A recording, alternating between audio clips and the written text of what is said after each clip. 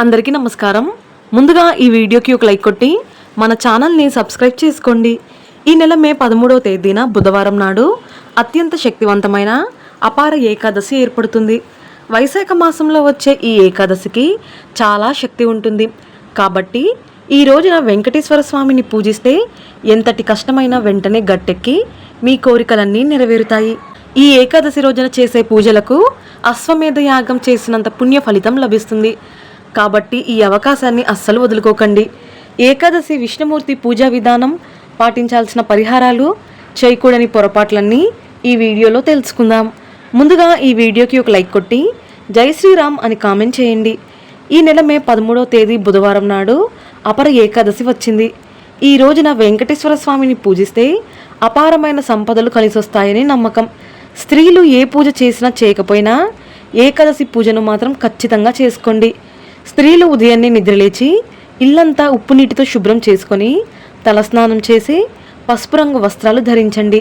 తలస్నానం చేసేటప్పుడు తలకు షాంపూ పెట్టకుండా నీటిలో చిటికెడు పసుపు కలిపి స్నానం చేయండి.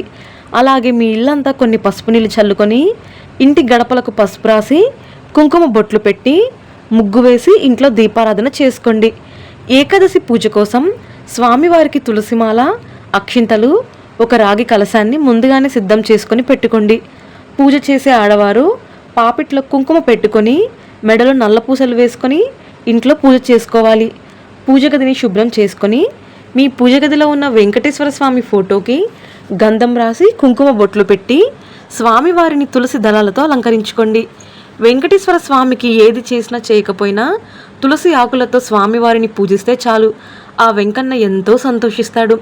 అయితే ఏకాదశి రోజున తులసి ఆకులు కోయకూడదు. కాబట్టి పూజ కోసం ఒకరోజు ముందుగానే తులసి ఆకులు సిద్ధం చేసుకొని పెట్టుకోండి. చామంతి పూలతో వెంకటేశ్వర స్వామిని అలంకరించి స్వామివారి పటానికి తులసిమాల వేసి పిండి దీపాలు వెలిగించి దీపారాధన చేయండి. పూజ ప్రారంభించే ముందు ఒక చిన్న రాగి కలశం తీసుకొని అందులో నిండుగా నీళ్లు పోసి మీ పూజ గదిలో పెట్టుకోండి. అలాగే కొన్ని అక్షింతలను సిద్ధం చేసుకోండి. ఈ ఏకాదశి నాడు వెంకటేశ్వర స్వామి ముందు 2 పిండి దీపాలు వెలిగించి గోవింద నామాలు చదవండి, లేదా ఓం నమో భగవతే వాసుదేవాయ అని జపిస్తూ పిండి దీపాలు వెలిగించండి. బియ్య పిండిలో బెల్లం తురుము, ఆవు పాలు కలిపి ఈ పిండితో దీపాలు తయారు చేసి పూజ గదిలో వెలిగిస్తే మీ ఇంటికి చాలా మంచి జరుగుతుంది. పూజలో నైవేద్యంగా వెంకటేశ్వర స్వామికి వడపప్పు పానకం లేదా అరటిపండ్లు, ఒక చిన్న బెల్లం ముక్కను నివేదించండి. ఇలా పూజ చేసేటప్పుడు ఒక ఎర్రటి వస్త్రంలో 7 రూపాయి నాణేలు పెట్టి పూజ చేసుకోండి.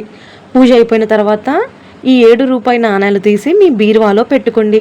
ఇలా చేస్తే మీ ఇంట్లో ఖర్చులు తగ్గి మీ ఇంటి ఆదాయం బాగా పెరుగుతుంది. అయితే విపరీతమైన డబ్బు సమస్యలు, కటిక పేదరికంతో బాధపడేవారు ఒక దారానికి 21 యాలకులను గుచ్చి ఈ యాలకుల మాలను వెంకటేశ్వర స్వామి పటానికి వేసి పూజ చేయండి. డబ్బు కష్టాలన్నీ తొలగిపోయి ఉన్న పలంగా ఆకస్మిక ధనలాభం కలిసొస్తుంది. ఇక అనారోగ్య సమస్యలతో బాధపడేవారు చామంతి పూల మాలను వెంకటేశ్వర స్వామి పటానికి వేసి ఇంట్లో పూజ చేసుకోండి. అనారోగ్య సమస్యలన్నీ తొలగిపోయి మీ ఆయుష్ పెరుగుతుంది. ఇక మీ మనసులో ఏదైనా కోరిక ఉంటే ఆ కోరిక వెంటనే నెరవేరాలంటే పారిజాత పూలతో వెంకటేశ్వర స్వామిని పూజించండి. నెల తిరగకుండానే మీ కోరికలన్నీ నెరవేరుతాయి.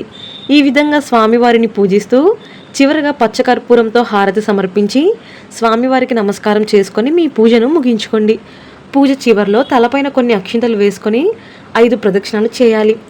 ఏకాదశి రోజున ఖచ్చితంగా మీ ఇంటి గుమ్మానికి పసుపు కొమ్ములు కట్టుకోండి. ఒక ఎర్రటి వస్త్రంలో 5 పసుపు కొమ్ములను మూట కట్టి మీ ఇంటి గుమ్మానికి వేలాడదీస్తే మీ కుటుంబాన్ని వేధిస్తున్న సమస్యలన్నీ తొలగిపోయి మీ కుటుంబంలో సుఖ సంతోషాలు ప్రారంభమవుతాయి. అలాగే ఈ రోజున తప్పనిసరిగా మీ ఇంటి గుమ్మానికి 2 వైపులా గంధంతో స్వస్తిక్ గుర్తు వేయండి. ఇంటి ముందు స్వస్తిక్ గుర్తు ఉంటే మీ ఇంటిని ఎల్లవేళలా దేవతలు రక్షిస్తారు. ఏకాదశి రోజున ఆడవారు ఖచ్చితంగా ఉపవాసం ఉండాలి. ఎందుకంటే ఏకాదశి రోజున చేసే ఉపవాసాలకు విష్ణుమూర్తి అనుగ్రహం సులభంగా లభిస్తుంది. కాబట్టి ఈ రోజున అన్నం తినకుండా ఉపవాసం ఉండి పాలు, పండ్లు స్వీకరించండి. ఇక ఈ రోజున తప్పనిసరిగా మీ దగ్గరలో ఉన్న వెంకటేశ్వర స్వామి దేవాలయానికి వెళ్ళండి. విష్ణుమూర్తి ఆలయంలో ఆవు నెయ్యితో అఖండ దీపం వెలిగిస్తే మీ కుటుంబంలో ఉన్న దారిద్ర్య బాధలన్నీ తొలగిపోయి లక్ష్మీ కటాక్షం సిద్ధిస్తుంది. అలాగే ఆలయంలో ఉన్న బ్రాహ్మణులకు కొన్ని అరటిపండ్లు దక్షిణ తాంబూలం సమర్పించండి. ఇక ఈ రోజున విష్ణు సహస్రనామాలు జపిస్తే దీర్ఘకాలిక అనారోగ్య సమస్యలన్నీ వెంటనే తొలగిపోతాయి. అలాగే ఈ ఏకాదశి శుభవేళ స్త్రీలు ఖచ్చితంగా తులసిని పూజించాలి. తులసి కోటలో దీపం వెలిగించి తులసమ్మకు పసుపు కుంకుమలు సమర్పించి 5 ప్రదక్షిణాలు చేస్తే దీర్ఘ సుమంగళి ప్రాప్తి సిద్ధిస్తుంది. అలాగే మీ భర్త ఆయుష్ ఆదాయం కూడా బాగా పెరుగుతుంది. జాతక దోషాలతో ఇబ్బంది పడేవారు తులసి కోటలో పసుపు నీళ్లు పోసి నమస్కారం చేసుకోండి. ఎంతటి దోషమైన తొలగిపోయి మీ జాతకంలో అదృష్టం పెరుగుతుంది. అయితే ఈ ఏకాదశి నాడు అస్సలు మర్చిపోకుండా సాయంత్రం సూర్యుడు అస్తమించిన తర్వాత మీ ఇంటి గుమ్మం బయట 2 దీపాలు వెలిగించండి. మీ ఇంట్లోకి లక్ష్మీనారాయణులు అడుగు పెడతారు.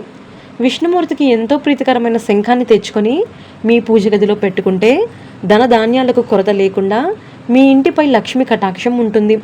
అలాగే ఏకాదశి నాడు పసుపు కొని ఆ పసుపును విష్ణుమూర్తి పూజలో ఉపయోగిస్తే మీ పూజకు రెట్టింపు పుణ్య ఫలితం లభిస్తుంది.